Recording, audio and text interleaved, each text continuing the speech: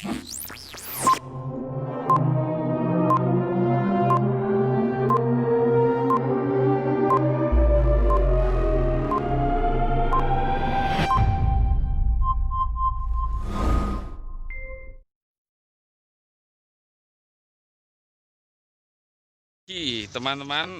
kita sedang berada di bengkel praktek siswa SMK Islam Sudirman Grabak, Kabupaten Magelang, Provinsi Jawa Tengah.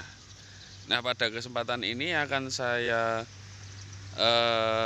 tunjukkan yaitu rambu-rambu yang ada pada bengkel praktek SMK Islam Sudirman Grabak. Kita lihat dari depan dulu seperti ini.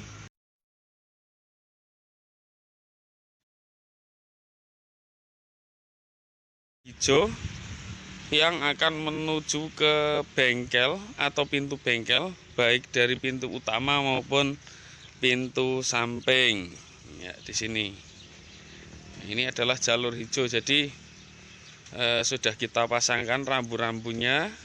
Kemudian kita langsung saja, ini sudah di depan pintu.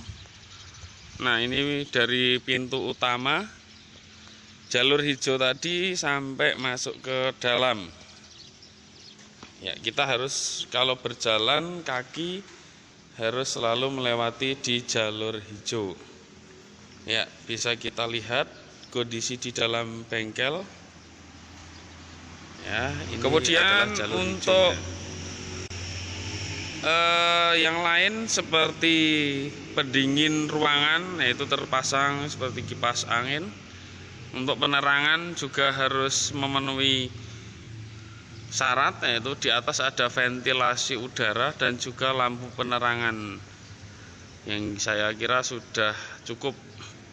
Berikutnya yaitu ada tempat sampah, yang mana tempat sampah ini terdiri dari 3 kotak, yaitu nanti sampah organik, anorganik dan juga sampah B3.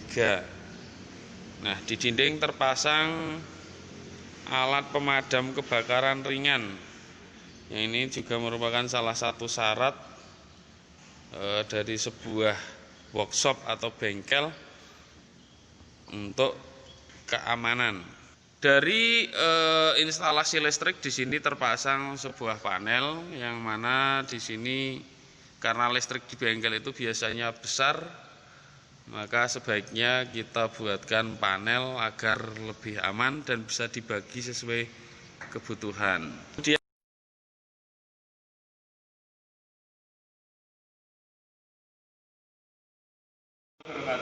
yang terhormat Bapak dan Ibu guru serta yang saya hormati anak-anak siswa maupun siswi, khususnya dari SMK Islam Sudirman Grabak dan juga anak-anakku semuanya, baik yang di sekolah maupun di luar sekolah.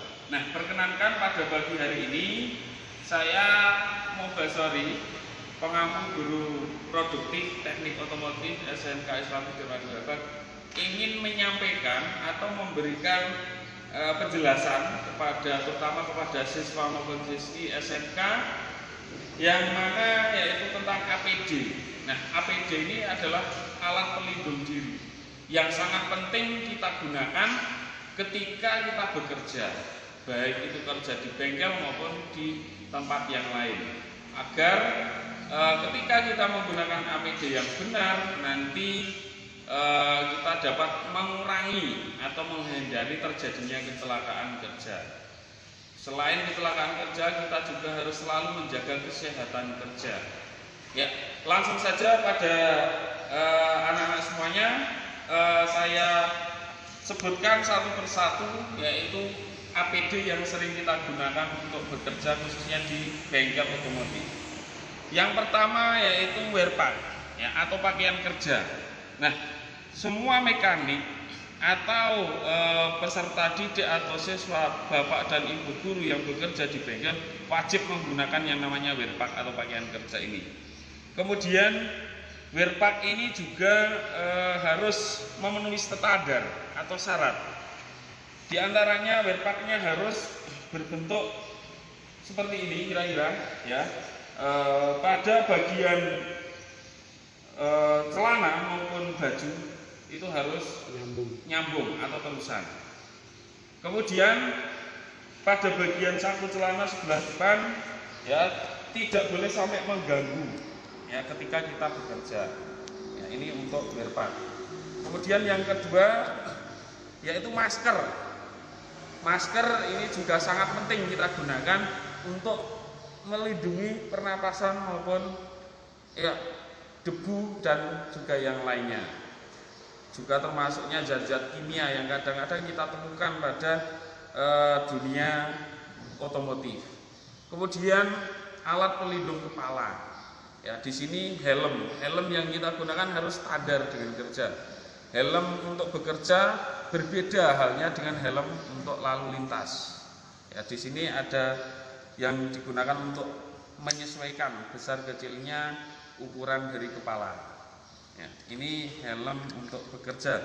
Kemudian sepatu. Sepatu di sini harus memenuhi standar atau syarat atau sering kita sebut dengan safety shoes.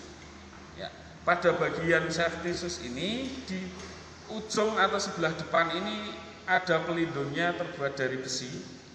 Ya, terbuat dari besi sehingga ketika kita bekerja seandainya ada kejatuhan benda baik itu benda tajam maupun benda yang tumpul tetapi berat, kaki kita akan aman. Kemudian bagian bawah dari sepatu ini juga harus tidak boleh licin, ya harus merekat dengan lantai, ya kira-kira seperti ini. Kebetulan ini sepatu yang saya gunakan, ya ukurannya juga harus disesuaikan, tidak boleh terlalu besar maupun terlalu kecil.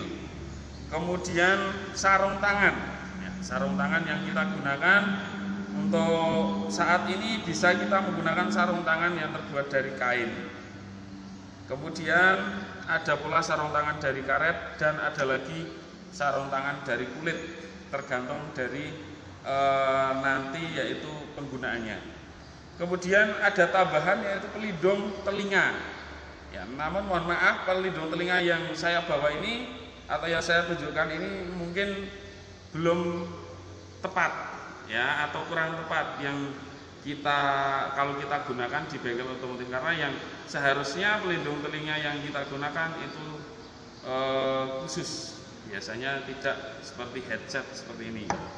Kemudian kain majun, ya ini juga harus tetap kita sediakan ketika mau bekerja. Dan berikutnya yaitu hand sanitizer. Anak-anak serta Bapak Ibu, kita harus selalu menjaga kesehatan apalagi saat masa pandemi seperti ini. Ketika mau bekerja dan juga setelah bekerja, apalagi kita berkontak fisik, ya tapi kontak fisik kalau bisa dihindarkan. Namun lebih amannya kita selalu menggunakan hand sanitizer.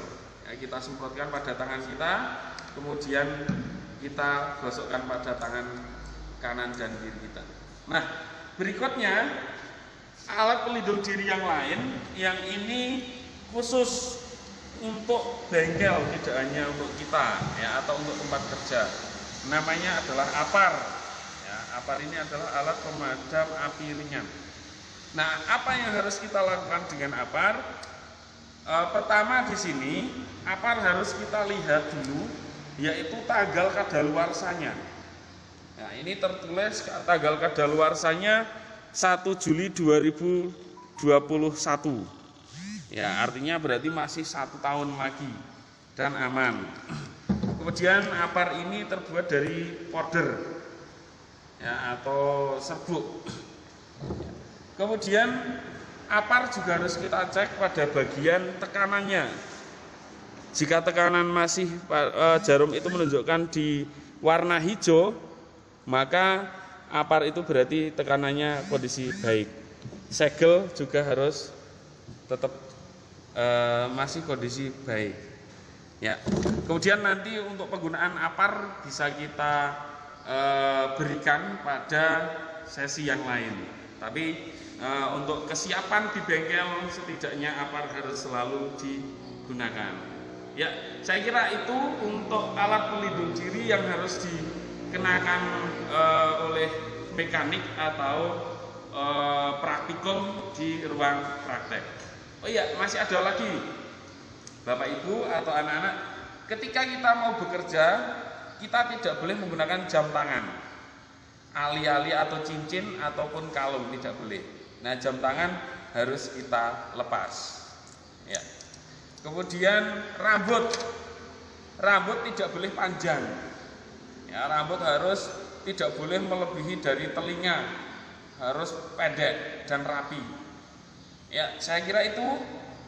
Kalau nanti ada yang kurang jelas, mungkin bisa ditanyakan pada komentar di bawah.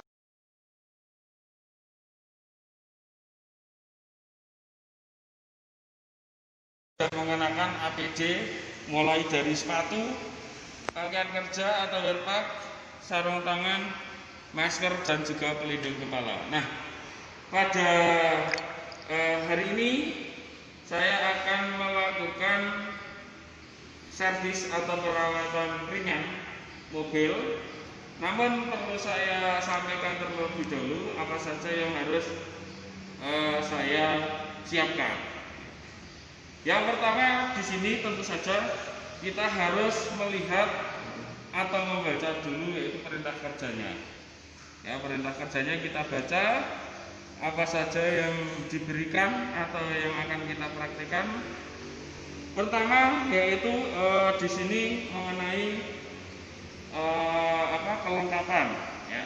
Kita harus menyiapkan yaitu buku manual atau buku pedoman, disesuaikan dengan kendaraan atau mobil yang akan kita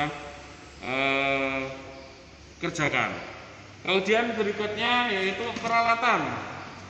Ya, di sini seperti peralatan tambahan, kemudian alat-alat atau tool, ya, kita cek di toolboxnya kelengkapannya bagaimana, sudah siap atau belum.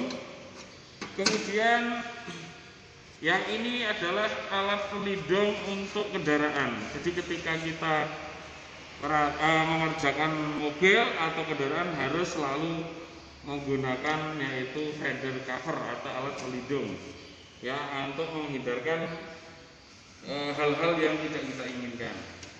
Kemudian alat tambahan yang lain mungkin kita sesuaikan dengan jenis pekerjaan kita masing-masing. Gunakan trali seperti ini agar nanti ketika kita bekerja itu lebih mudah, ya. Ketika kita menggunakan trali bisa digeser jadi tidak terlalu berat. Nah, kemudian saya akan menunjukkan cara penggunaan APD pada kendaraan atau alat pelindung yang digunakan untuk kendaraan sebagai berikut. Pertama, kita buka pintu mobil sebelah kanan dan kita cari tuas untuk membuka kap bagian depan atau kap mesin. Ya, sampai bunyi seperti itu. Kemudian kita cari pengungkitnya. Ya, cari pengungkitnya di sini kita gunakan jari tengah atau jari yang bagian tengah. Kita buka, kemudian kita cari penyangganya. Ya, kapnya kita buka, kemudian penyangganya kita pasang. Nah, selanjutnya kita pasangkan fender covernya. Ya, fender covernya bisa kita urutkan mulai dari samping. Ya, kita pasangkan dari samping sebelah kanan dulu. Kita ikatkan pada spion seperti ini. Jangan ditali pati, ya, tapi cukup ditali apa itu namanya. Ya, yang penting bisa mengikat gitu ya. Kemudian kita cari pula di sini yang paling mudah saja. Ya, misalnya di sini kita ikatkan. Ya, cara menalinya kira-kira seperti ini, cara mengikatnya. Ya. Kemudian berikutnya yang sebelah kiri kita pasangkan sama seperti ini.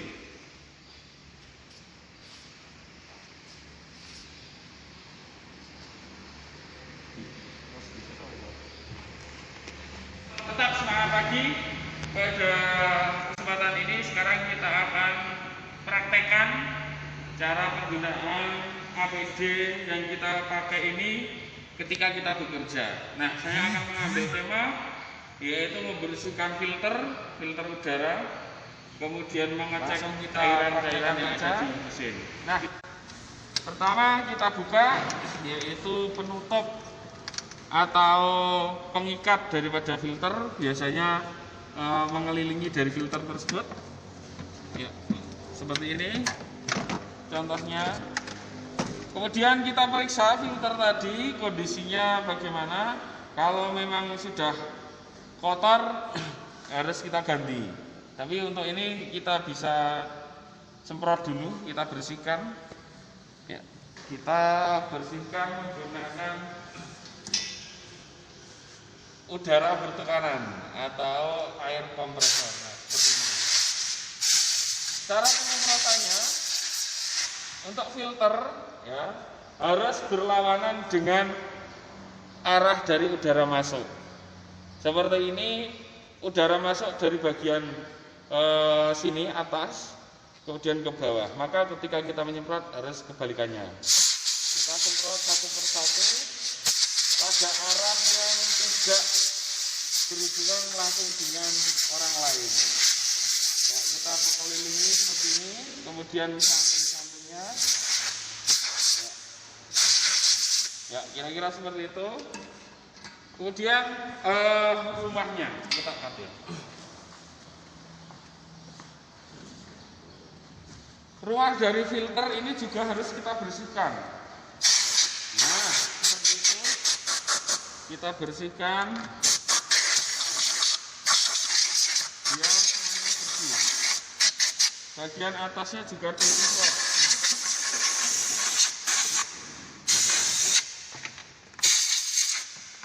Setelah disemprot selesai, kemudian kita pasangkan lagi. Kita kembalikan ke seperti posisi semula. Dan